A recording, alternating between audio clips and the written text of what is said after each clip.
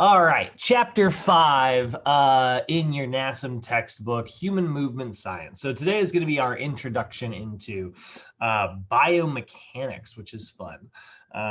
We were talking about how our body kind of, how we label things and understand the movement of things so that we can understand, what muscles are doing what. Like once we understand how we move in general, then we can start being like, all right, well, now we know the movements. Let's look at what muscles do the movements. And that'll be sort of what the second half of the kines course is after our midterm. So, like I said, there's gonna be a lot of terms today, a lot of different definitions, but so we're gonna be bouncing back and forth a lot between the PowerPoint and the notes. But looking at today's lesson, our job is to describe some of the anatomic terminology that we use to describe how our human movement system, how the kinetic chain sort of works to produce movement. And so after this presentation, we want to be able to describe a lot of your biomechanical terminology. We want to understand what our planes of motion are, our joint motions, muscle actions, and how all those things kind of come together to create like our study of biomechanics. So biomechanics, by definitions, kind of starting off the whole thing with what it is we're talking about today, right?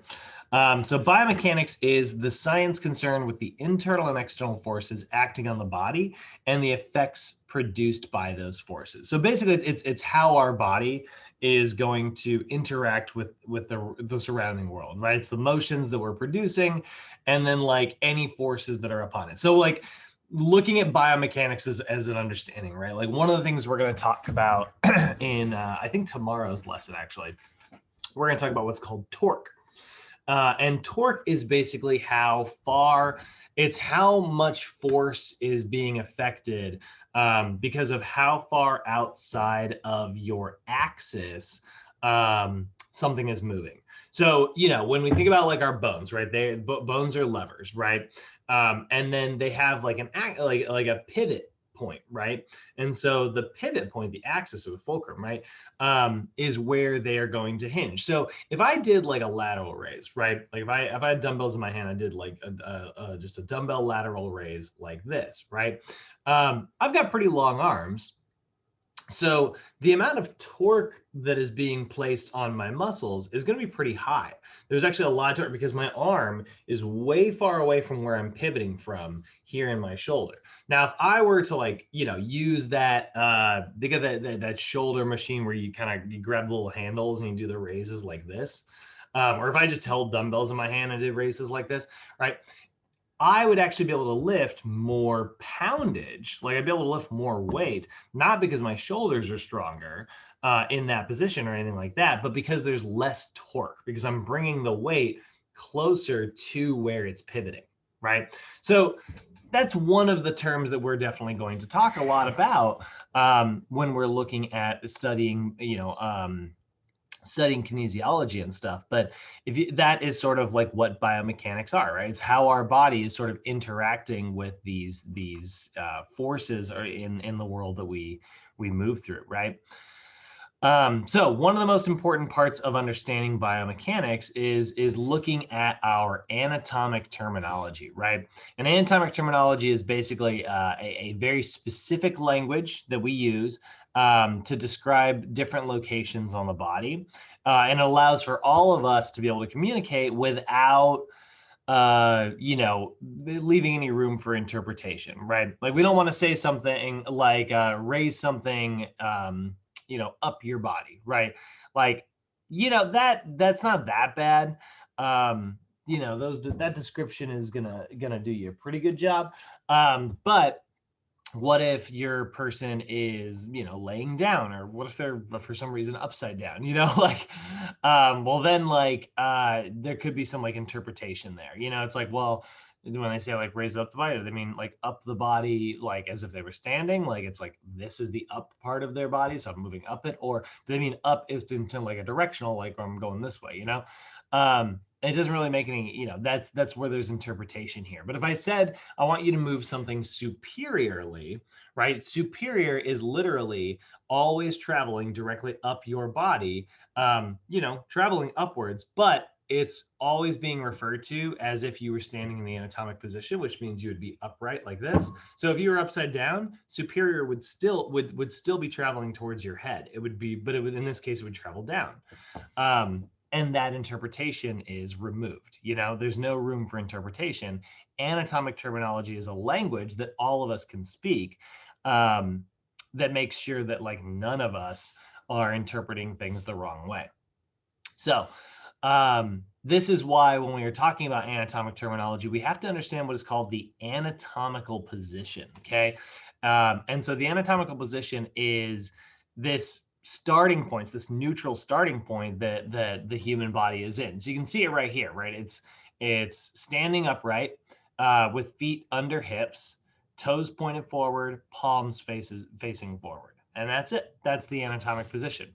So if I'd said something was superior to something else, right, it would be traveling this way. It would be upward from, you know, picturing a body like this in this position. Again, if you were to like take this person and just like flip them upside down, superior would still be it would be traveling towards their head. So then, you know, the arrow would sort of go this way because you are traveling to the superior part.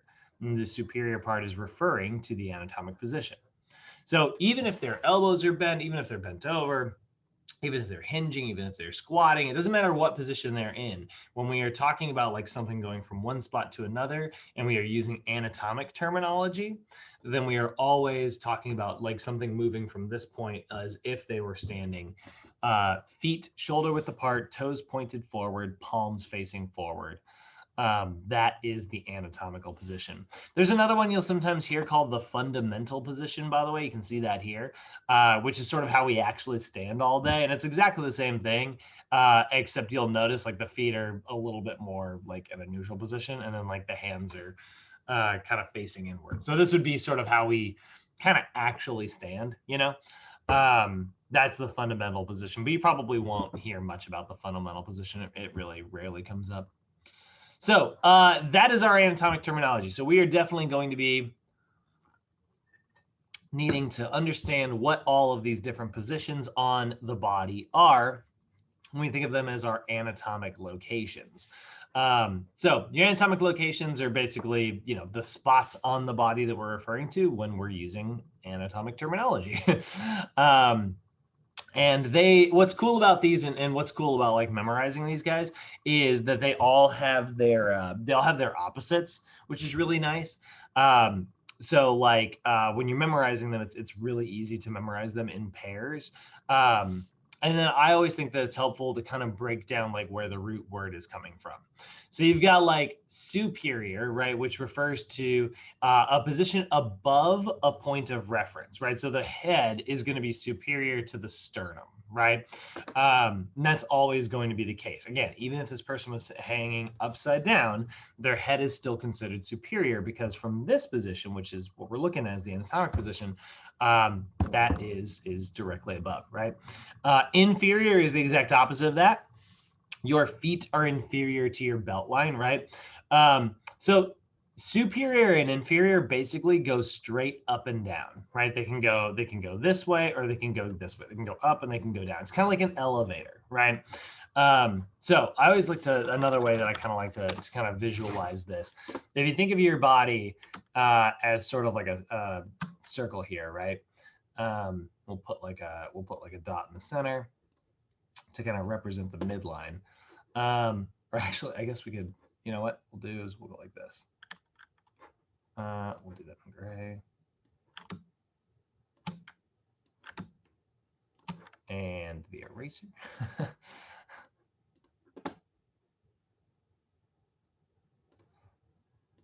I want like a dotted line.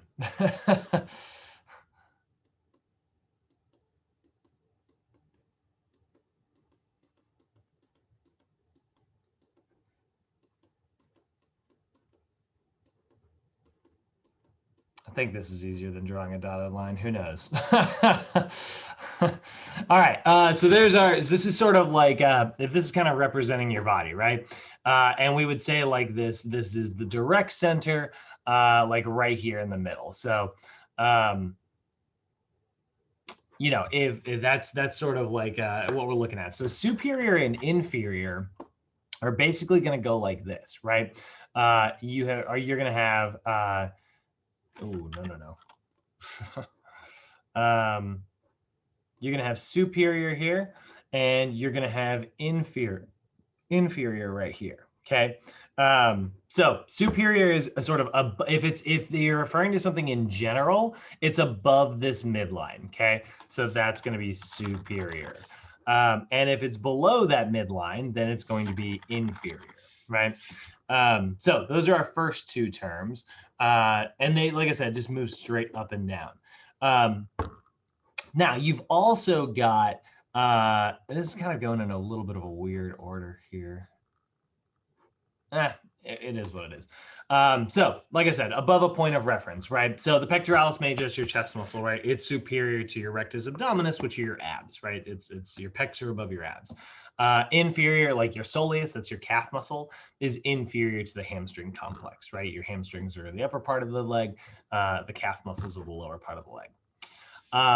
Now, these are the two like slightly complicated ones. You've also got proximal and distal. Okay, so proximal is a little bit different. Proximal is a position to the that is nearest to the center of the body, or nearest to a point of reference. So we can use proximal and distal in two separate ways, actually. Like I could, I'm actually gonna, here, this will be kind of weird, but I could actually put like a little dot on my arm right here. And then I can put another dot here and another one like over here. Now I've got three that are kind of arranged in like very weird spots, right? If I were to measure, like if I said, okay, this is my center dot, and then I were to like measure how many inches or how many centimeters away the other ones are, that would determine whether they are proximal or distal. So the one that's closer would be considered proximal, and the one that's farther away would be considered distal. And this can go in any direction. So this is what we're referring to when we talk about like the dead center of the body here, right? This is proximal versus distal. This one, I'm actually just gonna have to draw this one because I don't think there's a diagonal arrow. So this is going to be like that. There we go. And then there's like that. Okay, so that is going to be proximal. It's within proximity, if you think about it, right? Or distal, it's being held at a distance, right? So proximal is closer to your center, and that can move in any direction, right? That can move it at any angle. Superior and inferior pretty much only goes up and down. We're about to use like medial and lateral, which can only move side to side. But proximal and distal are going to be closer to the center of something or closer to the origin of something, or farther away from either of those things. So that's proximal and distal, right? So proximal, like the lumbar spine, that's your low back, it's more proximal to the tailbone than the sternum is, right? Like all of that is connected to your spine. If we look at our skeletal system here, right? And we take a look, right? Oh, no, what? Shopping, no, just images. Give me a sideways one, please. Sideways one, there we go. All right, so if we look at like the low back here, right? Your tailbone is just at the very bottom of that low back. It's very close to your lumbar spine. Whereas like, your sternum, which is all the way up here, right? Not only is it further away because it's moving like anteriorly as well, but it's also farther away because it's like, much higher up above. So that is going to be distal, whereas the sacrum would be proximal, right? Now, if there's no reference point given, if we just say something is generally proximal or generally distal, then that is going to be like literally going to basically your belly button, dead center inside the body. The other way that we use this generally, the most common way that we're going to use proximal and distal is when we are talking about the arms. So if I were looking at like my arm here, right, and I've got my wrist, elbow, and shoulder, or finger, we'll say fingers, wrist, elbow and shoulder, right? My wrist is considered more proximal compared to my fingertips, which would be considered distal. My fingertips are about as distal as I can get on my limbs, right? My wrist is a little bit more proximal, but the wrist is still considered distal compared to my elbow, which is still closer to my midline, right?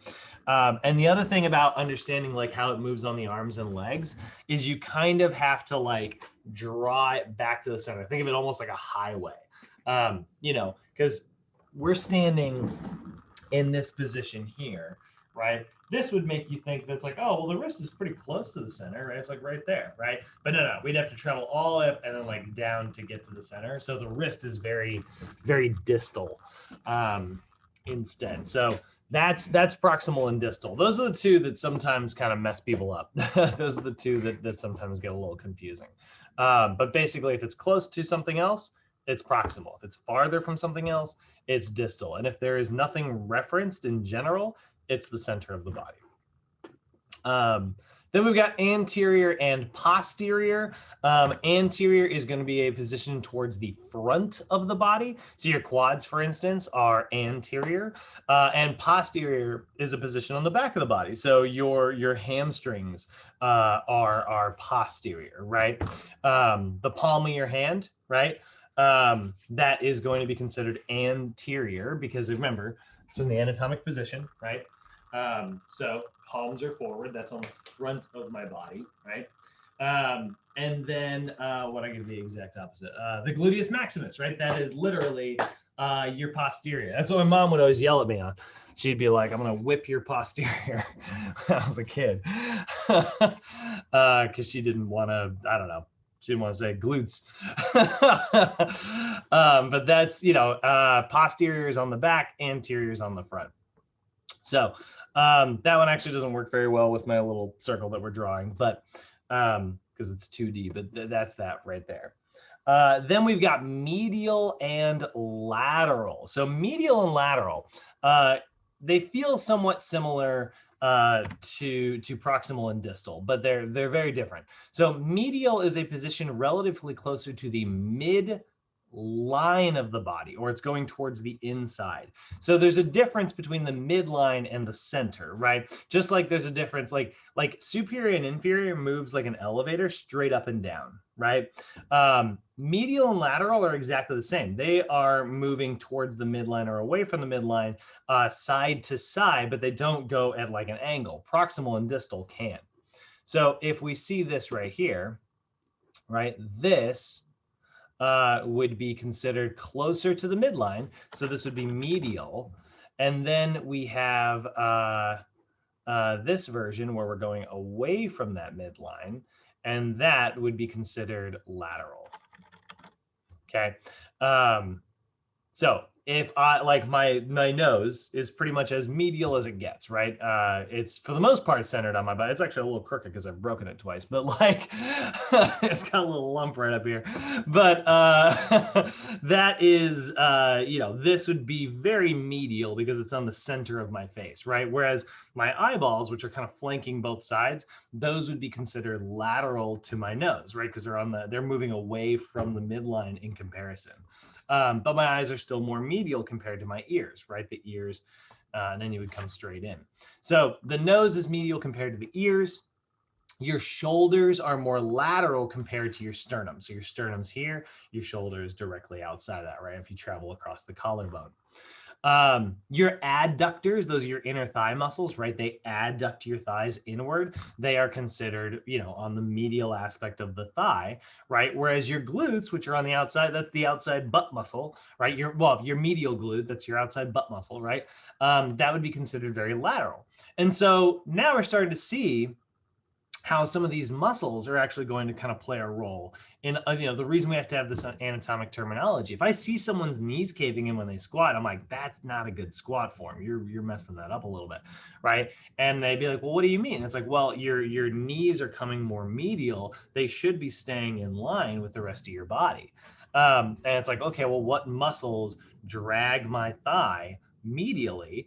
that's going to be our adductor muscles, right? And then I'd say, okay, well, so I got to make you stop doing that as much. So we're going to stretch those muscles out. And then I'm like, all right. And if I want to draw your muscles back to neutral, sort of like correcting it a little bit, I need to do the exact opposite of medial, which would be lateral. So what muscle drives the thigh lateral? And that is going to be your gluteus medius. So we're starting to see kind of how this terminology really helps us determine, like, we're going to use it when we start talking about muscles here. Now you got the four special ones, right? These are anatomic locations that are kind of interesting. So contralateral is going to refer to a position on the opposite side of the body. So your right hand is contralateral to your left hand, right? So you can think of that as like contradicting, right? Ipsilateral is on the same side. So like my right hand is ipsilateral compared to my right foot, right? Right? So you got like left to right, right to left. That's going to be contralateral. You've got right to right or left to left. That would be ipsilateral, same side, right? So the right hand, contralateral to the left hand, the left hand, ipsilateral to the left foot, right? Then we have got prone and supine, and there's two ways that we can talk about this. This can either just be your body laying in general, or it can be the parts of your body that twist, like your wrist, for instance. So prone is a position laying face downward. So laying face down, like if you're a chest sleeper, right, you are sleeping in a prone position. And supine is a face upward position. So that's lying face upwards towards, if you're a back sleeper, you sleep in a supine position. So prone is down, supine is up. And that applies to our wrist as well, actually. So if I were looking at my wrist palm down like this would be prone. But if I were to flip it upwards like this would be supine. And the way we were taught that in school, the way we always remember it is, give me soup. So it's kind of an interesting mnemonic if you want to use that one. But prone is face down, supine is face up. So those are sort of our general those are our general pieces of terminology. So you've got the four main directions here, right?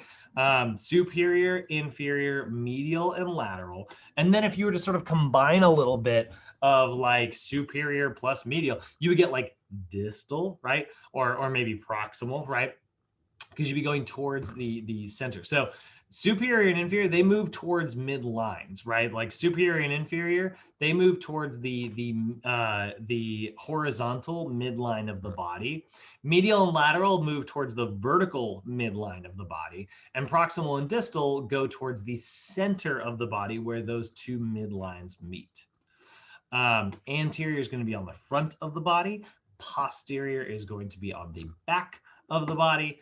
Prone is going to be face up, supine is going to be face down, and contralateral is on the opposite side of something, and ipsilateral is on the same side as something. Any questions so far? How are we doing, guys? Great. Am I moving at a good pace? Am I going too slow, too fast? I think everything's good, bro. All right, cool. All right, so kind of pivoting out of that. So now, like, leave that over there. Now that we got like that first section out of the way, let's look at the next one, right? So the next thing we got to look at are our planes of motion. So we need that anatomic terminology, but we're going to come back to it in a little bit. So the next one we got to look at are our planes of motion, and the planes of motion are these three imaginary planes that are actually moving through our body, positioned at right angles to one another. So they cross each other like perfectly, intersecting at the dead center of the body. Okay. And this is where, our movement occurs predominantly in one of these planes, right? Now, obviously, like you're moving through all of these planes, like consistently every single day. But movement, right, it generally occurs through like one plane more than any other. So because of that, we're going to kind of label it, right? We're going to label like where these planes take place. So the 3 planes that you've got are going to be the sagittal plane, the frontal plane, and the transverse plane. So the sagittal plane, you can actually see that right here. It's going to divide the body into a left and a right section. So you've got a left side and a right side. So that's helpful, you know, because like you're imagining like where you're being divided, but like what you got to remember is that you are going to move along this division, you know, like this is like a magic, you know, piece of glass that cut you in the middle. And as long as you can like stay somewhat together along that, there's hope for you to be reconnected at the other side. To get a little, I guess it's a little morbid, but you know, if I was being cut down the middle like this, right, divided into a left side and a right side, right, and I were to move along that plane this way. So if I did motions like this, or like this, or like this, or like that, or that, this way, that way, you know, stuff like that. Those are all sagittal plane movements. And actually, everything that I just did an example of is either a version of flexion or extension, which is the types of movements that occur in this plane of motion. We're going to be looking at those a little bit today as well. The next plane you've got is going to be the frontal plane. And the frontal plane is going to divide you into an anterior and a posterior section. So it's going to cut you down the midline like that. So now you've got an anterior side and a posterior side. And so if you were moving along it, it would be stuff like this, right? Or maybe this or that, right? Or, you know, dragging my leg out like that, right? Moving side to side, like right here, right? If I raise my arms up, that's a frontal plane movement. Even though I've got my elbows they moved a little sagittally, right? They moved sagittal. And then I did some frontal plane movement here, but I keep my arms straight. There we go. That's a perfect frontal plane movement. And then we've got the transverse plane, which is cutting us into an upper and a lower half. So the cut goes this way. So then it's going to be motions that basically twist, right? So this is a transverse motion, right? This is a transverse motion. My shoulder, I'm showing you, I'm up here, but like rotating it like this back and forth, right? That's a transverse motion because it's spinning along the axis like this. So those are the 3 primary like planes of motion that we're going to be moving through. And then we have to label like, you know, different versions of these movements that take place in these planes of motion. So the first one, like I said, that's going to be your sagittal plane. It's an imaginary bisector. It's an imaginary sheet of glass that divides the body into left and right halves, right? And the moves that occur within the sagittal plane are going to be flexion, extension. There is also like hyperflexion, hyperextension. We won't worry too much about those. And then there's the special ones, which are like dorsiflexion and plantar flexion. So when we think of like flexion and extension, right? Flexion is going to be, there we go. I was like, where is it? I know it's got to be coming up here, right? Actually, we'll get to it in just a second. So terms are used to describe the actual change in the position relative to one another, right? So basically, we're looking at like if there's 2 separate bones, if there's 2 segments of the skeletal system, and there's an angle between the 2, and that angle changes, you know, that's movement. So that's flexing or extending, right? And so what flexion is, by definition, is it's a bending movement between 2 joints where the angle between those joints decreases. So right now, my arm is perfectly straight, right? So if you were to like use a protractor and you were to like place it here and then measure it, right? If you were to measure that angle, this would be 180 degrees currently, right? But if I bend my elbow from 180 and I bend it halfway, and now it's at a right angle, right? So that's now at 90 degrees. The angle went from 180 down to 90, so the angle decreased. This is flexion, right? So 180, 45, I'm sorry, 90, 45, I don't know, 30, right? If the angle goes down, that is what flexion is. And flexion only occurs in the sagittal plane, right? So again, if my shoulder's down like this, and then I raise it up like that, the angle is going to decrease, right? So this is shoulder flexion. If I bring my head down like this, that is neck flexion. If I bring my hip from here up like this, that is hip flexion. If my leg was straight and then I bend my knee, that is knee flexion.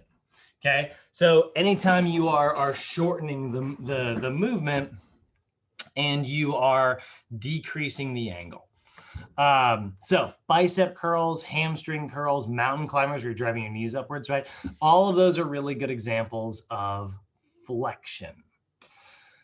Then we've got extension, okay? And extension is a straightening movement in which the relative angle is going to increase. So again, extension is exactly the opposite. So if I went from 90 to 180, right, the number's going up.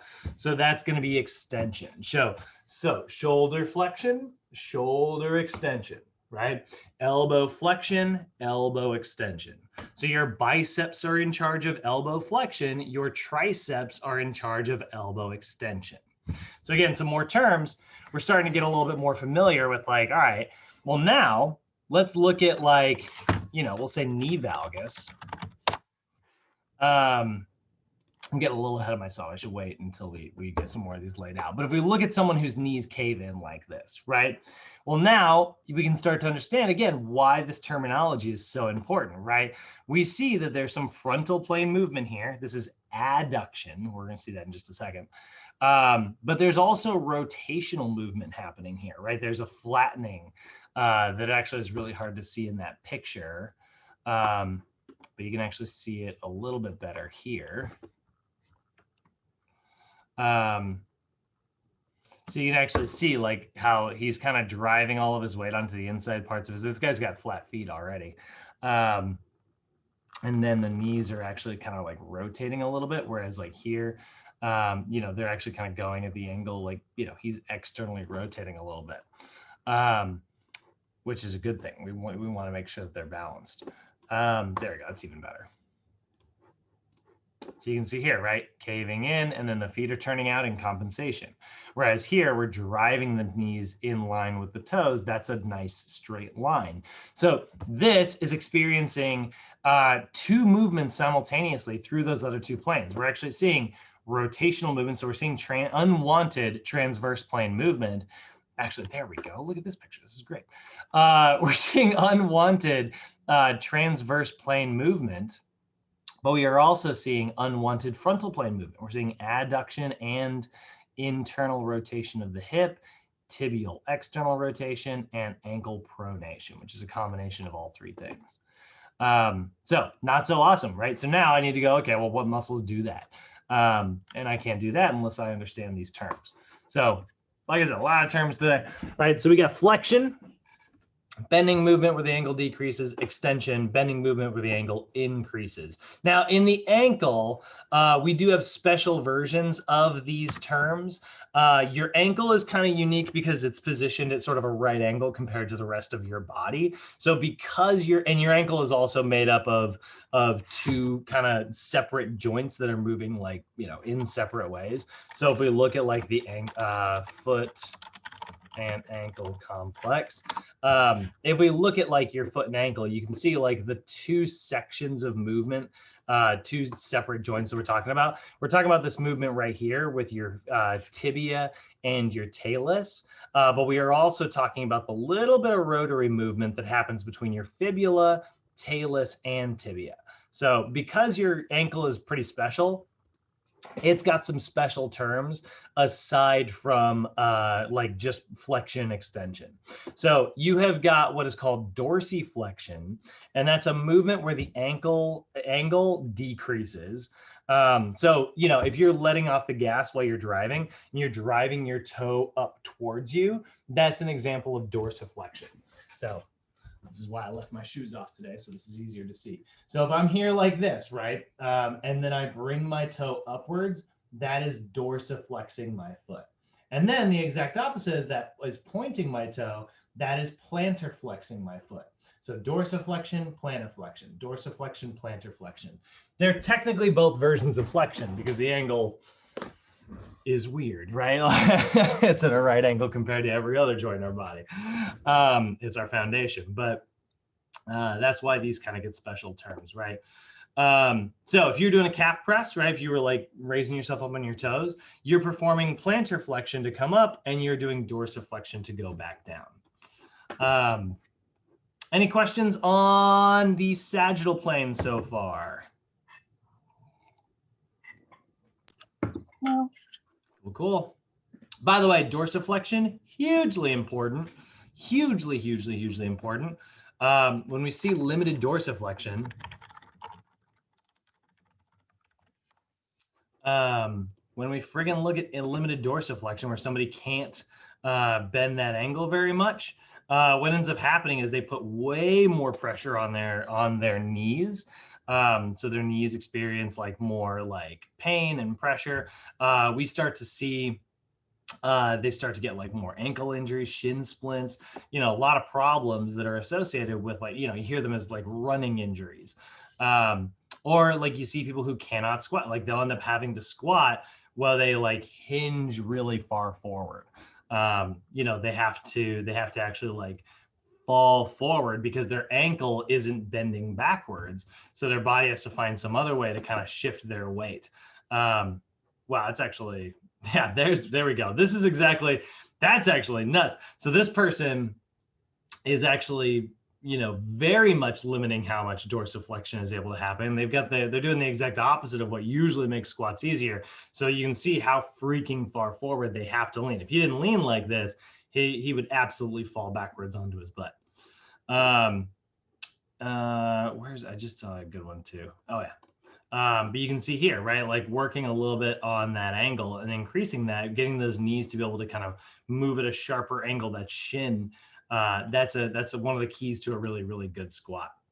So this is one of the things we spend a lot of time working on with our clients. I'd say honestly, like I'd probably put it as high as like 80% of clients you work with are going to have limited dorsiflexion. I've got a little bit limited, from like a small ankle sprain I had years ago. Question. Yeah. Brad, I'm sorry. So stretching would be best for clients to kind of give that flexibility. Stretching. Yeah. Absolutely. So it's kind of a twofold thing though. Like you're not like, yes, but there's more to the story is the real answer to your question. Stretching would help, but it's only half the equation because you think about your muscles, right? They're tied on both sides. I've got like a muscle here and I got a muscle here, right? So if this muscle is like loose, right? It's kind of stretched out, right? It's longer. Well, I guess it's longer than I'm capable of making my arms right now. But like what would happen is the angle of the bone would change, right? The bone would kind of get dragged this way because this isn't really pulling its weight anymore. Meanwhile, over here, we've got the muscle that you're talking about, which is like overly tight. This is a muscle that has like tightened down and it's pulled that bone out of alignment. And so now I've got what's an overactive muscle here. This is what stretching is going to help. But the other half of that story is this weak muscle over here that allowed this guy to pull too hard. So what I need to do is I need to stretch out my overactive muscle and I need to strengthen my underactive muscle. I need to like let go, but then I need to drag that bone back into alignment. So we got to address both sides of the problem here, right? And this is why so many people, they're like, I stretch and I stretch and I stretch and I stretch and I stretch, and I'm not getting any more mobile. And it's like, that actually makes a lot of sense because you're only doing half of what you need to do. Like if you have limited dorsiflexion, right? Like if you have we just talked about like limited dorsiflexion, the muscles that are in charge of the opposite of dorsiflexion, right? So we're looking at the tight muscles here. Those are the muscles that do plantar flexion. Those are going to be your gastrocnemius and your soleus. So those two muscles are overactive, and they basically just want to contract all day long and point your toes away. You know, I got a roommate who has like, he has like, I always call him Adonis calves, because he's got like the largest, most carved out calf muscles you've ever freaking seen. And it's so funny because he didn't get into, I've known him for years. And it was like this before he had like his glow up, before he ever started working out. He had these just huge honking calves. And I remember when I first became a personal trainer, I was like, hey man, like, do you want a free session? Like, I'm trying to practice on people and stuff. And I took him to the gym, and his squat was a mess, and I was like, oh man, that's really a mess. And I was like, your calves are too tight. You know, they're big and muscular, but like they just won't let go. So he basically always wanted to be in this position. He just basically always wanted to like walk around on his tippy toes. And because he's got these big honking calves, so I was like, you gotta learn to consciously like walk heel to toe. And then you need to do stretches where you're performing as much dorsiflexion as possible and stretching out those calf muscles so we can get those things to relax. That's half the equation. But like I said, babe, the other half of the equation is strengthening your shins that are going to pull your toes backwards, right? So if my calf muscles get loosened up back here, that's great, but I need to strengthen these muscles on the front of my shin that are actively going to draw my toes upwards. So, you know, little tiny resistance band dorsiflexion exercises are really good. You know, there's a lot of different things that we can do, but that's really the key to understanding these movements, right? And this is why this is what's great, is everything has an opposite. It's really easy to memorize, actually, because you're like, oh, well, there's that doing that, so what's the opposite of that, right? And then that solves your problem. Does that make sense? That was a long answer. Yeah, you did. Thank you. Okay. All right. So next one we got the frontal plane. Frontal plane movements. Remember, the frontal plane is an imaginary bisector that divides you into a front and a back portion, right? An anterior and a posterior portion. So the movements that occur in the frontal plane, that's going to be abduction, which is moving away from your midline, adduction, which is moving towards your midline, lateral flexion, which is, remember, the angle is decreasing, so it's flexion, but this time it's happening like side to side, so we call it lateral flexion. We say right left lateral flexion or left right lateral flexion. And then the special ones in the ankle, because the ankle is always weird and the ankle is always special, and that's going to be inversion and eversion, which are two terms that also sound very similar, so apologies. That is going to be our frontal plane, right? So abduction and adduction, like a side lateral raise is a really good example of that. Lateral flexion would be maybe like a side lunge. Well, not really, actually. Sorry, I realized these examples are not tying with these things. I was like, that doesn't make any sense. Lateral flexion would be maybe like a side bend, right? Or side crunches if you want to do those. And then eversion, inversion, which would be rotating your foot side to side like this. It's a very small movement, but also a very important one. Abduction, right? So abduction is movement in the frontal plane away from your midline. So if I'm bringing my arm away from my midline, right, I'm abducting my arm. You can think of it as like your arms are being abducted by aliens, right? That's abduction, right? And then we've got adduction, which is exactly the opposite. That's adding back towards your midline, right? So if I bring it back towards my center, there we go. I've got adduction. So examples of abduction, we've got performing a lateral shoulder raise. It's a really good one. Performing hip abduction, right? That's a really good one. If I'm going like this, I'm raising my leg up out to the side, right? I've got hip abduction, but I can also just like side shuffle, right? I could do like a little like a side step, right? And that side step is also going to be abduction, right? Then we've got adduction, which is movement in the frontal plane toward the midline. So if I bring my arms back down, right? Or if I do a pull-up, that's what's so funny. A lot of people think pull-ups are very sagittal. A chin-up is very sagittal, right? That's palms facing you. So your arms are kind of in the front and you pull your body like this, right? That's a chin up. And that's a sagittal plane movement. But a pull up, just palms forward, you'll notice I'm driving my arms downward, side to side, right? Abduction, just forget my elbows here. Abduction, adduction, abduction, right?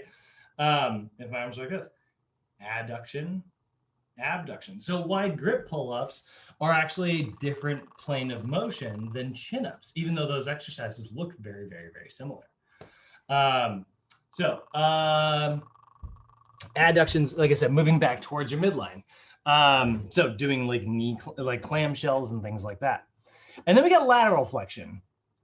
Lateral flexion only happens in the spine, and it's where like, well, when you meet the center of the body, right? When you get to the midline, center, and if you just like move and twist, in the frontal plane like that, that's lateral flexion. So like tilting your head side to side or doing like I said, like a side bend, right? That would be left to right lateral flexion or right to left lateral flexion. We say flexion because, again, remember, flexion is the angle decreasing. So if you were to look at the angle from the side and the angle decreased this way, well, the angle is also going to decrease this way because you're looking at it from the other side, So there is no opposite to lateral flexion because there's just left, right, or right, left. I guess those would be the opposites. The lateral flexion is just kind of its own term. And then there's the weird ankle ones, because we always have weird ankle ones. And that's going to be eversion versus inversion. And so eversion is movement of the heel bone and the ankle away from your midline, okay? The way I like to think about this, I think is much more helpful. It is showing the bottom of your foot towards the outside portion of your body, right? So eversion. I gotta move this camera down.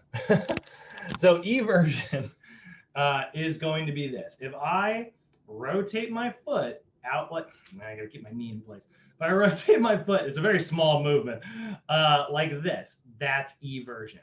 Inversion is if I rotate the inside of my foot this way. So that's eversion, inversion, eversion, inversion, right? We're gonna go back and forth between those two.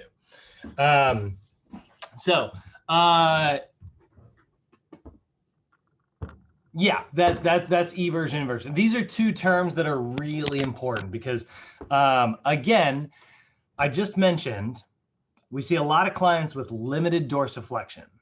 We also see a lot of clients who have excessive eversion. They evert way too much.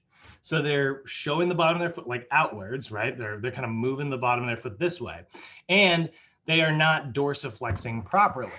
So those two things in combination with one another leads to what we call pronation distortion syndrome. We start to see this. We see eversion of the foot, right? And then that causes this inward angle of the tibia here, which puts more stress up the kinetic chain. So again, we're seeing like a flattening here that causes rotation and causes stress. Not awesome, right? Definitely not awesome. So that is our pronation distortion syndrome. We'll look more at that. We're gonna be looking a lot at that, I think tomorrow. But eversion is basically this frontal plane movement, away from the midline, and then inversion is a frontal plane movement towards the midline. And lastly, our third plane of motion that we've got is the transverse plane. And the transverse plane is an imaginary bisector that divides you into an upper half and a lower half, okay? So our movements here are going to be internal rotation or external rotation. So you're either rotating towards your midline or you're rotating away from your midline. And that's going to be your two rotational movements. And then we've got a couple special ones here. We've got rotation of the head, that's dead center. So that kind of is just left to right rotation or right to left, similar to how lateral flexion was left, right, or right, left. But the really special ones are going to be happening horizontally, because all of this is happening very, you know, I'm spinning this thing, you know, vertically, right? Like internal rotation, palms forward, palms face forward to palms face backwards, right? So I'm internally rotating, or I would externally rotate. Internal rotation, external rotation, right? Same thing can happen in my thigh, right? I could, and it's probably hard to see, but internally rotate, externally rotate, internally rotate, externally rotate. So again, I'm moving, you know, I'm rotating this way. But what happens if it happens horizontally, right? What if it's, instead of, you know, on a straight line like this, what if we laid that line sideways, right? And I decided to do this kind of thing with my shoulders, right? Because my shoulders are kind of unique, right?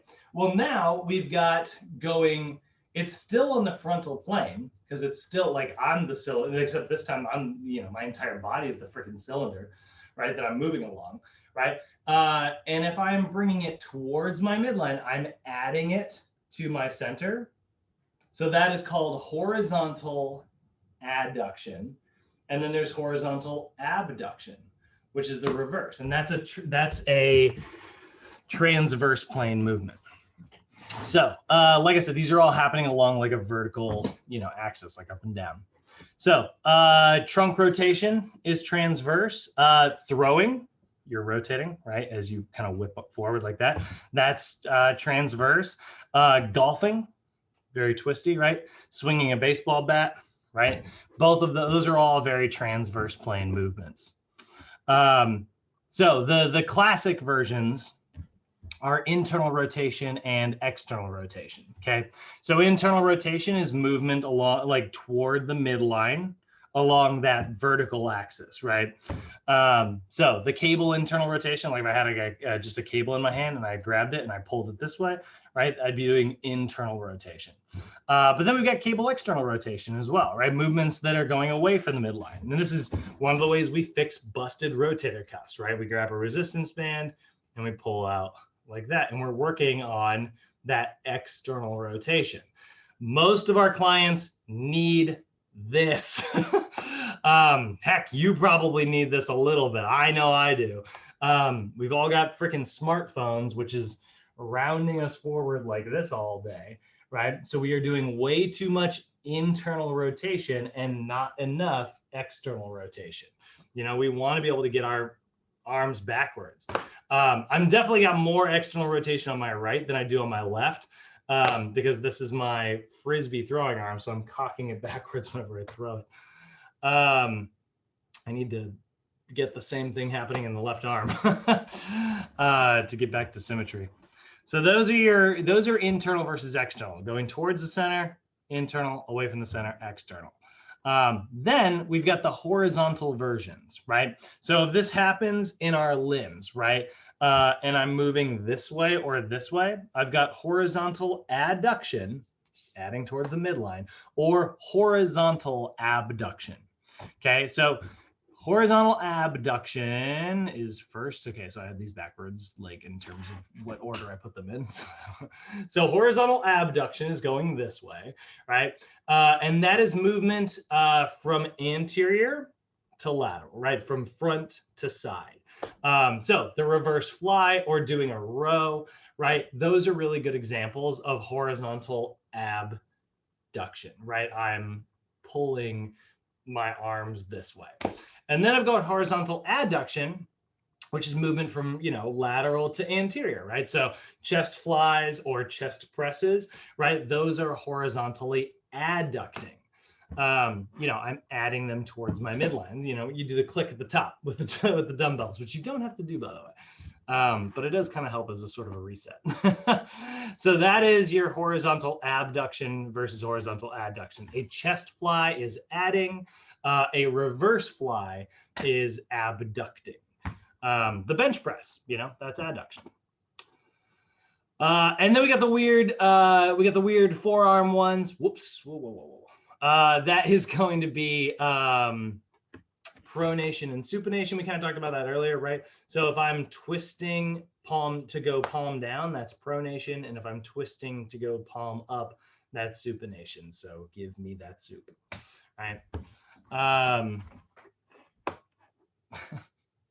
That's so funny. I keep like, I've got to memorize like as pronation soup. I've got like an order that I teach these in, and like I'm looking at the notes and it's like supinations up to, it's like, why are these pictures backwards? All right. How are we doing so far, guys? Any questions on our planes of motion?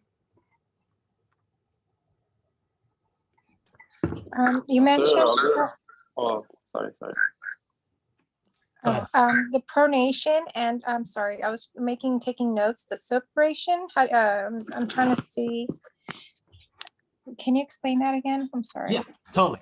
So pronation and supination, they are both rotational movements. So they are transverse movements. But what's interesting is they're more about producing or reducing force more than they are about like a starting position, because there's kind of just a perfect twist that's happening. So pronation is where you are moving to a position face down. And supination is where you are rotating to a position face up. Face up, okay. So if I, and we start in the anatomic position, right? So the anatomic position's here. So I'm already in a supine position with my palms. If I went further, like I tried to do this, right? That's further supination still. But if I went like this and I put my palms face down, I would be going into a prone position. I'd be pronating. And this term happens in the ankle as well, guys. So this is one of the reasons why I mentioned the ankle is kind of weird and kind of unique. You will sometimes hear, in fact, actually, you'll hear this more often than you will hear inversion, eversion. So inversion and eversion is frontal plane, right? It's side to side like this. And then pronation and supination are combination movements. So we look at like ankle pronation. Oh, that's great. There we go. That's totally the picture I want. Okay. So ankle pronation versus ankle supination. We're going to see these terms a lot, like a lot. We're going to have a whole day where we basically talk about like this. So pronation and supination are combination movements. They're happening in all three planes at the same time. So it is a little bit of ankle dorsiflexion. So you're pulling your toe back towards you. It's a little bit of ankle eversion.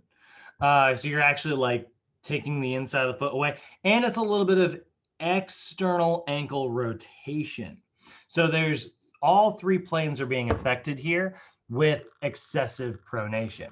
And it's what you'll see instead of just, so here's just the dorsiflexion, plantar flexion. Here's just the inversion, eversion. And then there's external rotation, internal rotation, right? So I'm just rotating. Now, if I do all three of those, if I dorsiflex, evert, and externally rotate, and then I put my foot down, and I walk like this all day, right? That's putting way too, that's what you see in people who have flat feet, right? You'll see this kind of excessive, and man, I gotta tell you, like I'm walking like a couple feet right now. This hurts. Like I don't mean hurts like my joints or anything. It's like, it hurts. I'm like, God, like that's such a hard landing. So imagine like running like that. You see people, they might walk normally all day, right? Maybe they have a little bit of like big fallen arches, right? They got a little bit of eversion, right? But for the most part, they're fine. But then when they would try to recruit their muscles at like a high level, or when their muscles start to get fatigued, they start to run like this. And we start to see excessive pronation while they're running. And let me show you what that kind of looks like. And we can talk about like, look at how much like impact this causes, how much damage. Excessive pronation during running.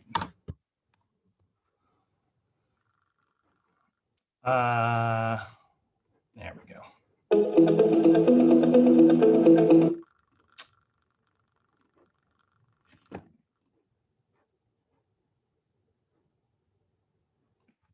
It's in slow-mo. That's side, pronate to the ground, and control that. So really what we're looking for, let's say you have just for a little bit, and what happens as we overpronate, it's kind of So see how they're like, thrown around. see that like external like look right there? It's like the outside of their foot, like they're externally rotating, right? And then see how their knee has to kind of come in to compensate? You know, we have to like, it's like a Jenga stack, you know, like if I pull one block out from over here, I got to put it over here, right? It's got to level out. So we see this. And I want to see like they'll hit play here in just a second again. How can you tell if you do that? The big thing is come on, get to video. Get to video. And the reason it's pronation, right? There's external rotation, right? And then the inside of the foot is impacting more. So that's eversion, right? There's the frontal plane part of it. And then you can't really tell, but they are also dorsiflexing too much. They're pulling upwards. Really cranking down through his ankle. We'll kind of show you the other side and you can see the difference between that. But there's other things that contribute to that. So we'll say he's got a 10-degree buffer there. Right. Same thing happens on the other side. See how like his foot's facing this way, right? And then he lands. So let's say, and I've seen. And then he's symmetrical. He still has 15 degrees of pronation transfer. Available. He gets on the outside border of his foot. And what you're going to see is he's going to collapse hard inward. Boom. Okay. See that right there? Like he fell on the inside. So he started normally. He started doing like this is actually not a terrible landing. He's landing a little bit on the outside, which is kind of what we look for in a heel striker at least. You see a little bit like on the outside, but then as he's transferring, whoosh, right? He's everting. Wrong muscles are firing, right? So that's pronation of the ankle, right? That's going to be a huge thing. We're going to definitely spend more time on this. Understanding pronation and supination in the ankle is so freaking important because honestly, it's something that, like I said, like 80-90% of clients all struggle with. Tight calves is just a plague that kind of affects all of us. And, you know, getting to a position where, you know, we can kind of get that mobility back in the ankle is going to lead to like a better squat. You know, sometimes you just see those people who can just drop into a friggin' squat. You know, like I'm not one of those people and I teach this stuff for a living, but like, you know, like you see those people who can just, you know, drop straight down and they're just comfy. They're like, this is a totally comfy, normal position. For me, I feel like I'm falling backwards. Like, I lost my hat. I totally feel like I'm falling backwards because my ankles do not want to come this far forward. So I feel like I'm falling back. I have to put a little bit of conscious effort into keeping myself upright. And if I don't, I'll tip backwards. Now imagine if I've got like a 300-pound barbell on my back. It's going to have a big effect on things, right? Or even just a 20-pound dumbbell in my hands, it's going to affect things. I'm going to put stress in the wrong spot. So this is what happens when you don't warm up your ankles before trying to do a deep squat, you know? All right, questions so far, guys? I got a little sidetracked. I love talking about the ankle. Any questions so far? No, you're good. I'm good. Okay. All right.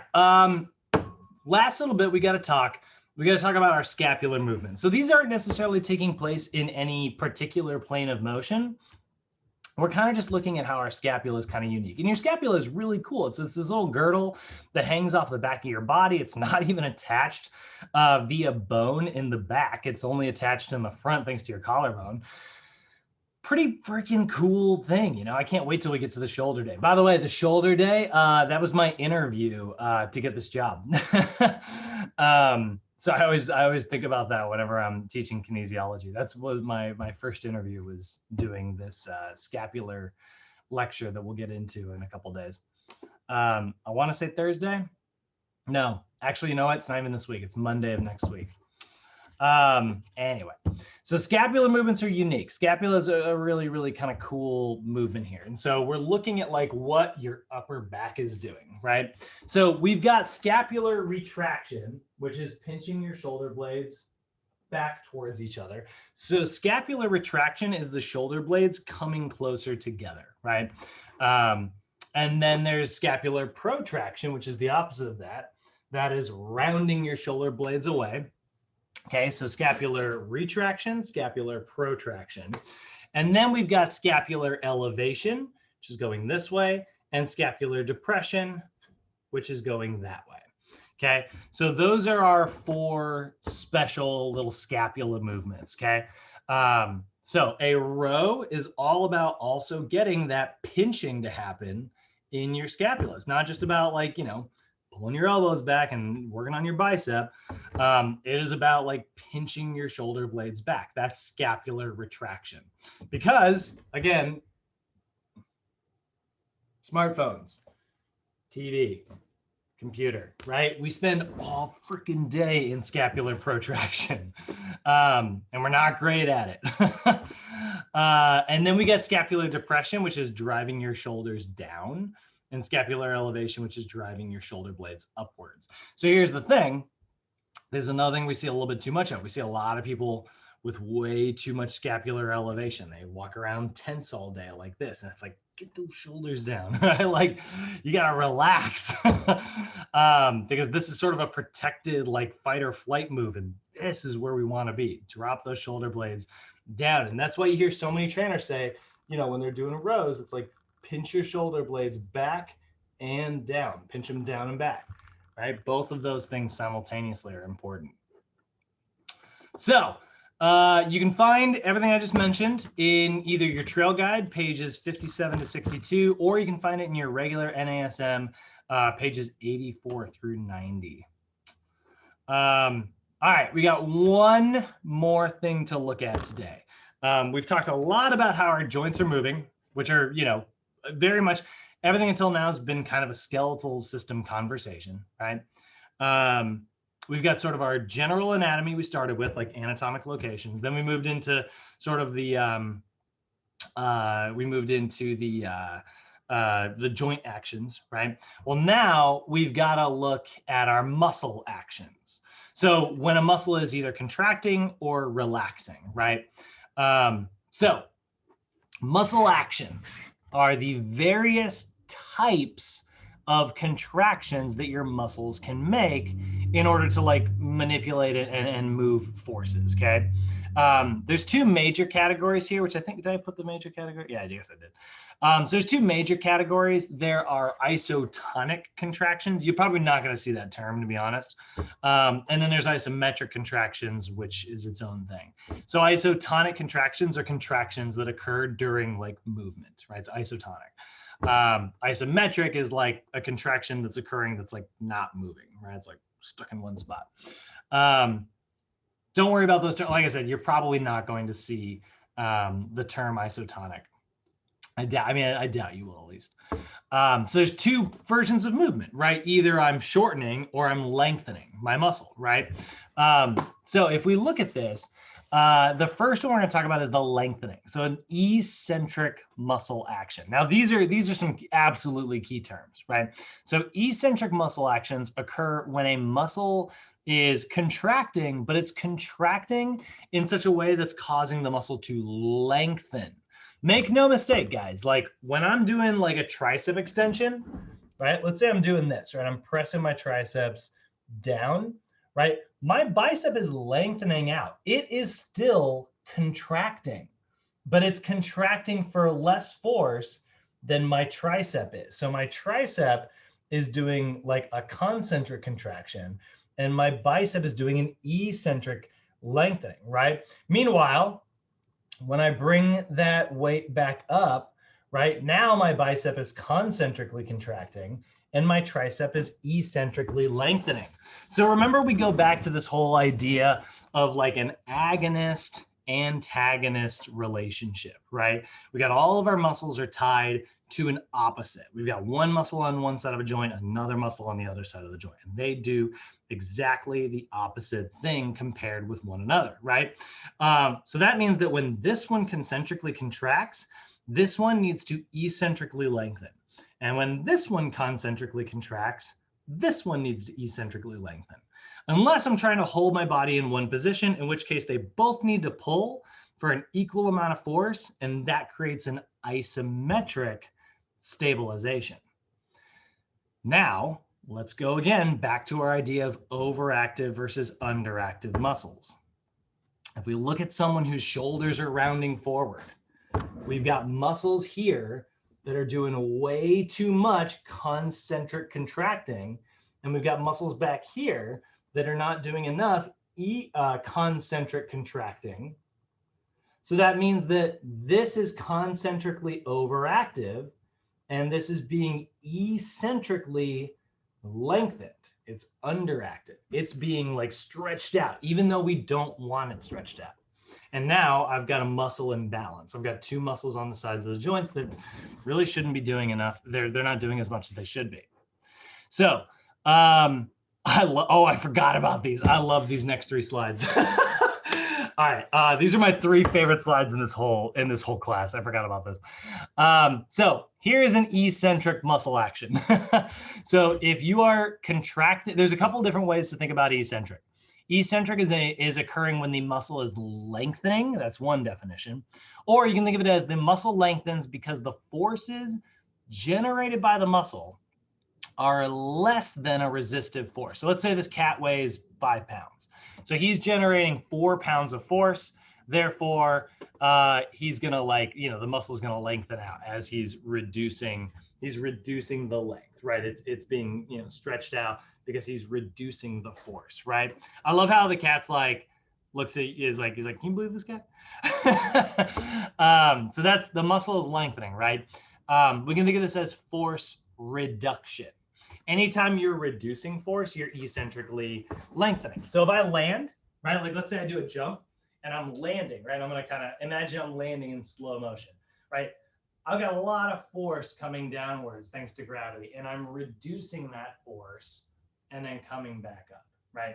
So I'd be eccentrically reducing the force during a landing movement.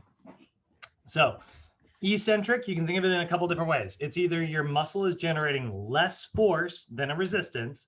You can think of it as a movement reduction, right? Or you can think of it as the muscle is lengthening. All of those definitions could be used. Now, why is this important? Well, we know that some muscles have poor eccentric control, and so we need to develop that in our clients. But eccentric movements, guys, have also been associated with muscle hypertrophy. And so we want to make, how many times in the gym do you see guys doing this kind of lifting? They have those big heavy dumbbells and they're like, and they get it up and they're like, yeah, I did it. And then they just drop it, right? Or they're doing a shoulder press like this, where they're like, oh God, that was tough. Right? Or you see like a squat that's and then a big concentric, right? I get it. I get that it feels like you're doing more work when you're lifting during the concentric force because you're overcoming a resistance, right? Concentric contractions feel like most of the work. But muscle size and strength are hugely determined by your eccentric time under tension. If you don't take any time to do your eccentric movements, you are hampering your ability to build muscle. We want to have control. So because of this, I know a lot of you guys have heard this before, but Bay, I'm going to give you a little bit of a preview into our later classes when we start writing out programs for our clients. We will tell our clients what tempo to lift in. And you've probably seen this if you've ever looked up workouts online. Let's see here. Let me pull up the client workout. Oh, actually, I don't, when I'm writing for my clients, I don't usually put it up there. Yeah, I just put slow. All right. OPT examples.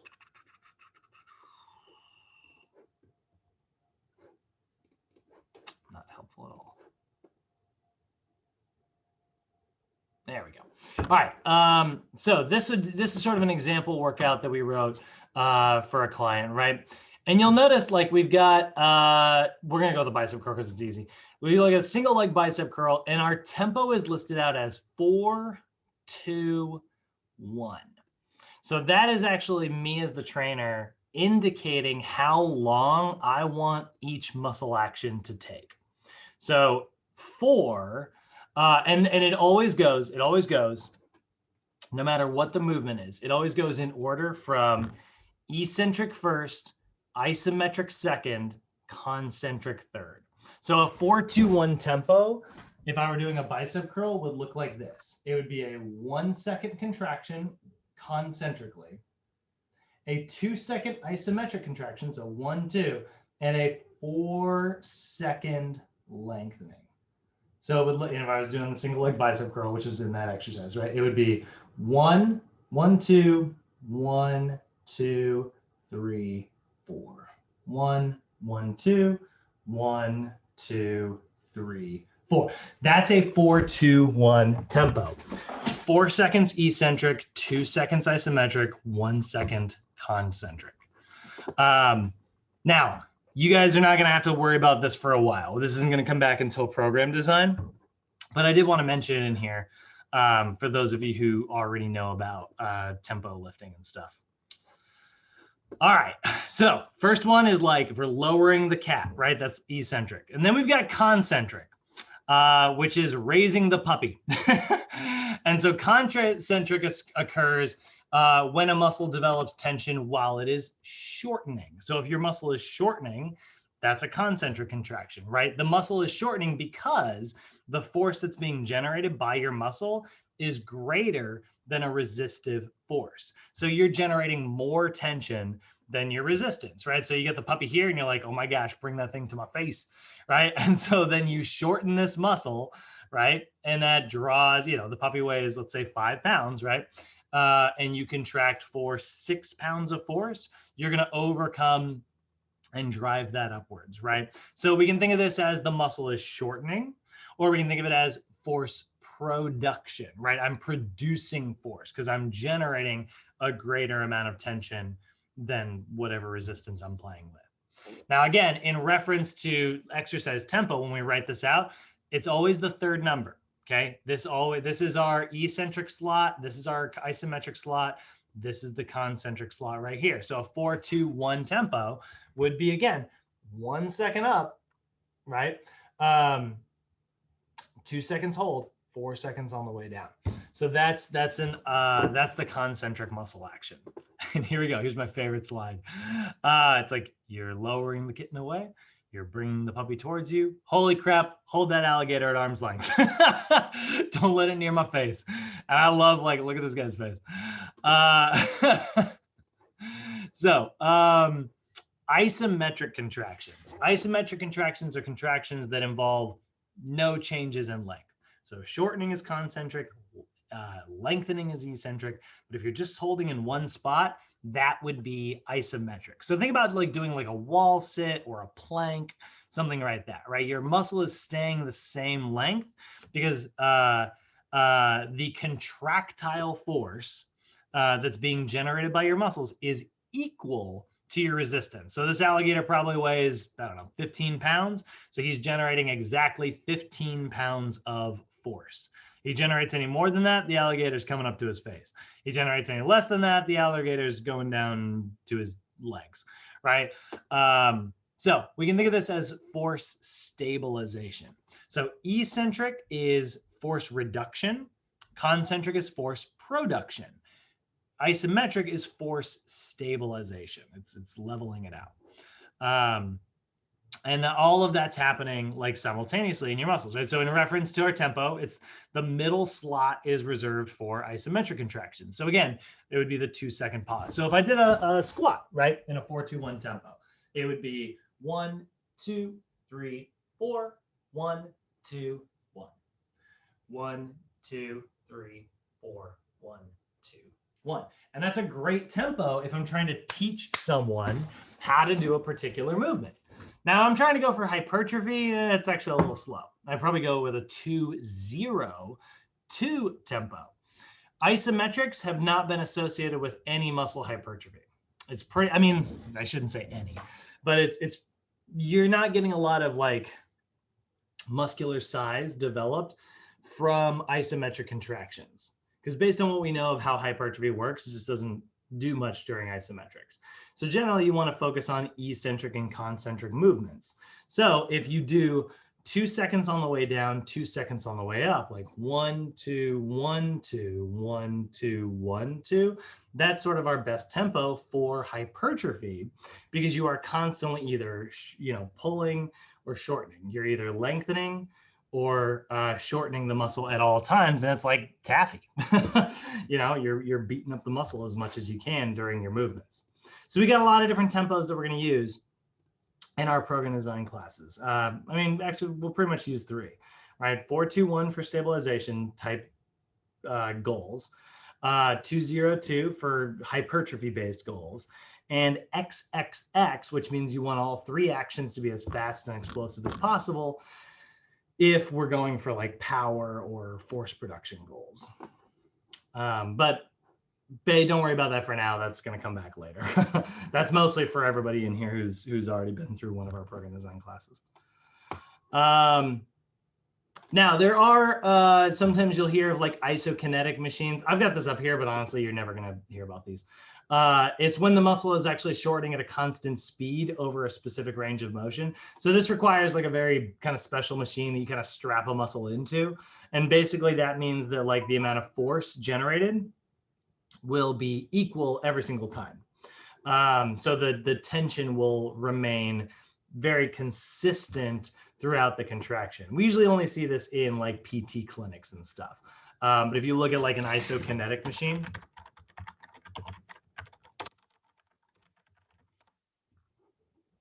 looks something kind of like this.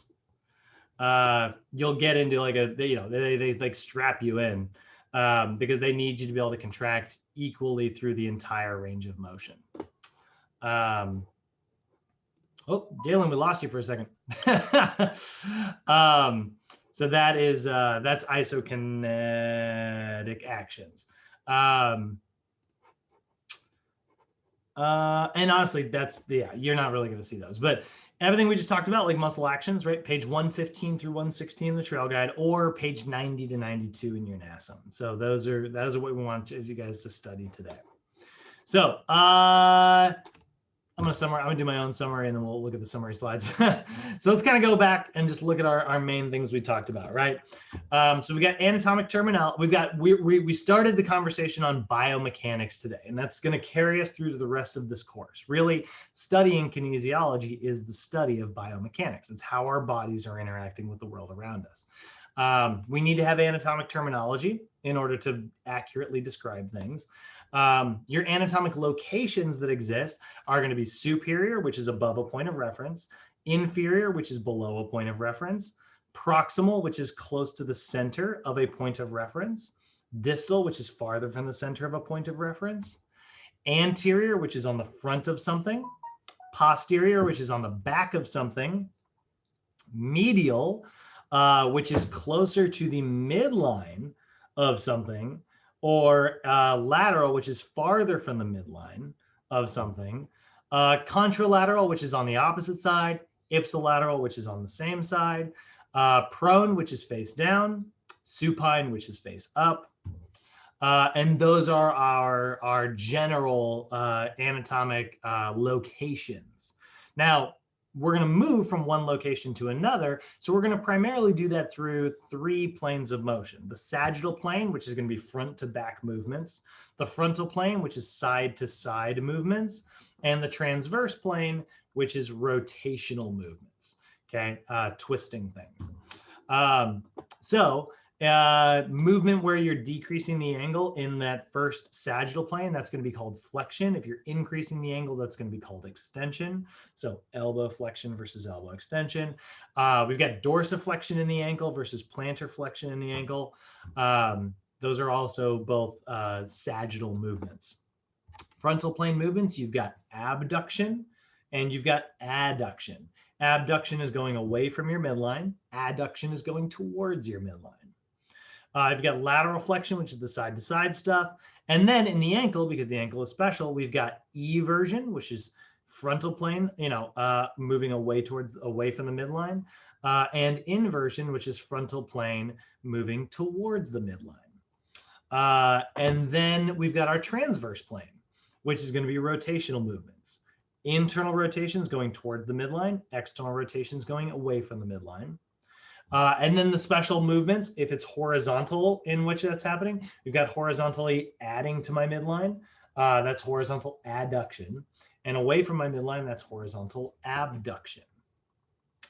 Your scapula is either going to protract, which is where your scapula is moving away from one another, or it's going to retract, where your scapula is moving closer to one another.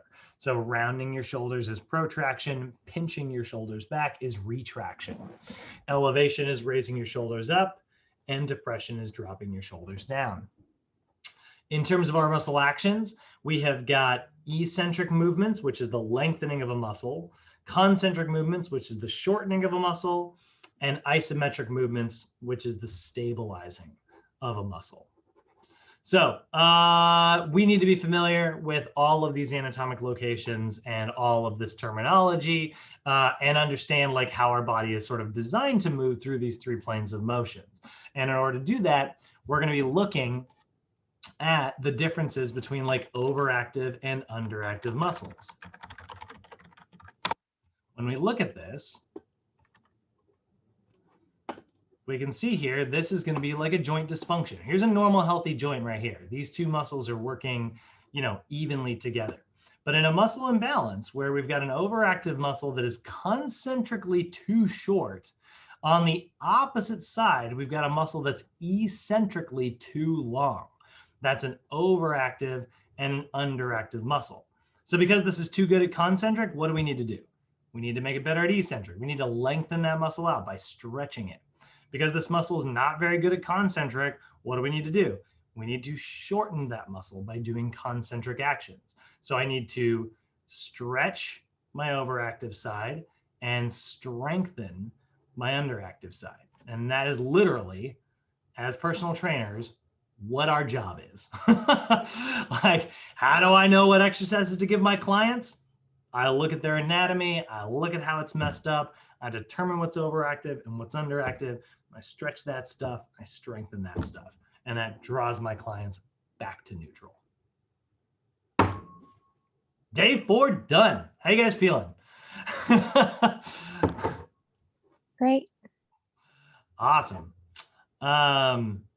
Cool. Any questions today, guys? I mean, on any of the terminology? Any of those not make sense? No. I know a lot of you guys have already seen these. But today we spent a lot more time on them than we normally do. Okay, so we got homework 2 going out today because this is day 4.